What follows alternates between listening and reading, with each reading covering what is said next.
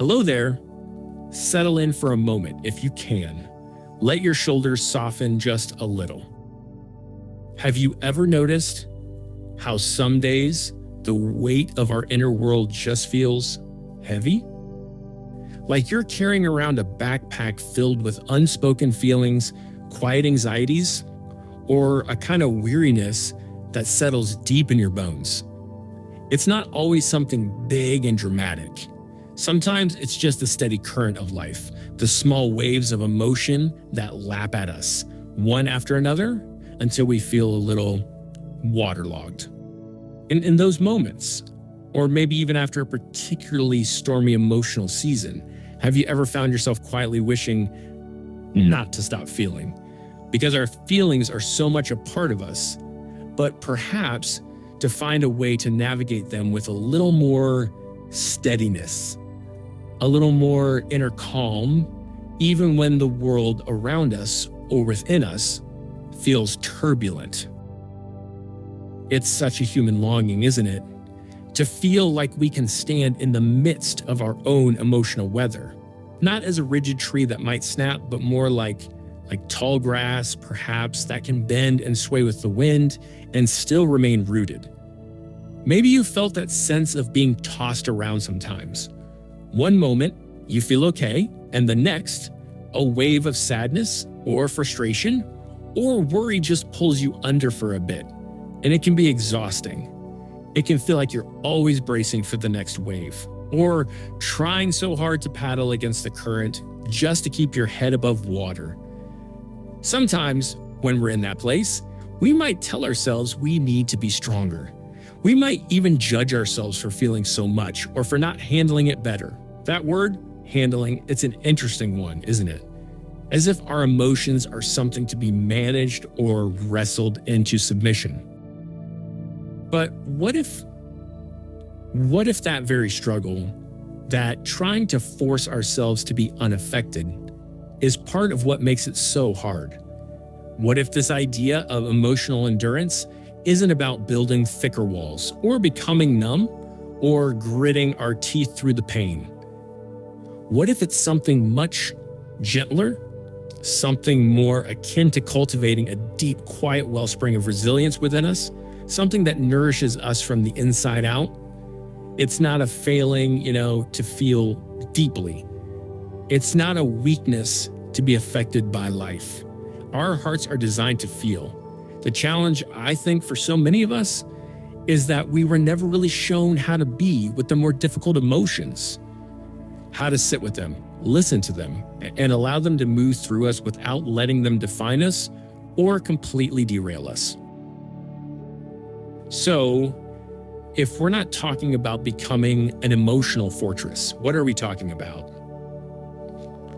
Perhaps it's about nurturing our inner landscape, tending to the soil of our being so that we can grow a little more capacity to hold what comes. And it starts, I believe, with a profound act of kindness towards ourselves. The simple, radical act of self-compassion. Imagine speaking to yourself in those difficult moments with the same tenderness you'd offer a beloved friend who was struggling. No judgment, no shoulds, just a soft, understanding presence. This is hard right now. It's okay. I'm here. From that place of kindness, we can begin to practice just noticing. Noticing our feelings without immediately needing to fix them or change them or run away from them. Just a gentle awareness. There's that familiar knot of anxiety in my chest.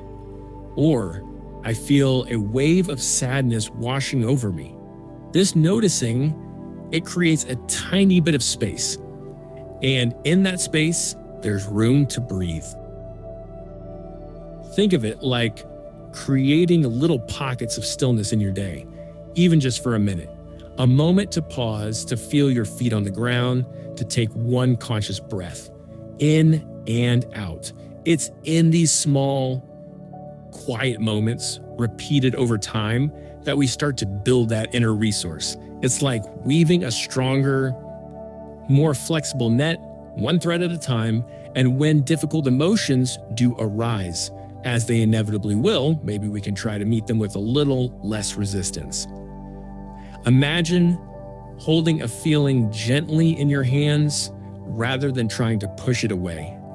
What if our feelings are messengers, trying to tell us something important about what we need or what's out of balance? Listening doesn't mean we have to be consumed by them. It just means we're willing to be present. There's a quiet strength in the softness in this allowing. It's not about being passive. It's about being profoundly, actively kind to ourselves. It's acknowledging that it's okay to not be okay all the time, that our worth isn't measured by how unflappable we appear. Maybe emotional endurance is also about learning to reframe our setbacks.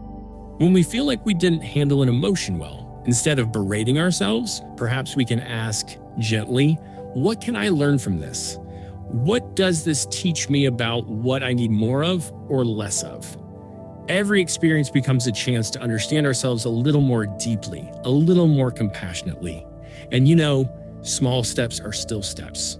A tiny moment of self-kindness today is a seed planted. A single conscious breath taken in a moment of overwhelm is a moment of building. It's not about grand gestures or overnight transformations. It's about the quiet, consistent return to this gentler way of being with ourselves. This journey of building emotional endurance, it's a slow unfolding. Like a garden, it needs patient, consistent tending. There will be seasons of vibrant growth and seasons where things feel a little more dormant, and that's all part of the natural cycle. The real strength, perhaps, isn't in never faltering, but in our willingness to get back up, to meet ourselves where we are again and again with kindness. It's in the courage to be soft in a world that often tells us to be hard. Remember, your capacity for this gentle resilience is already within you. It might be quiet, it might be hidden under layers of old habits or self-criticism, but it's there.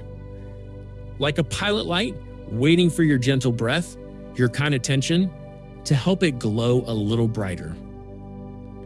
You don't need to become someone different.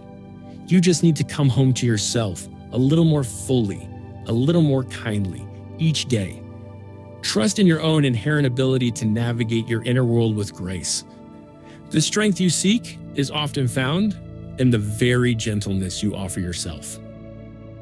So, just for this moment, take a soft breath in and out.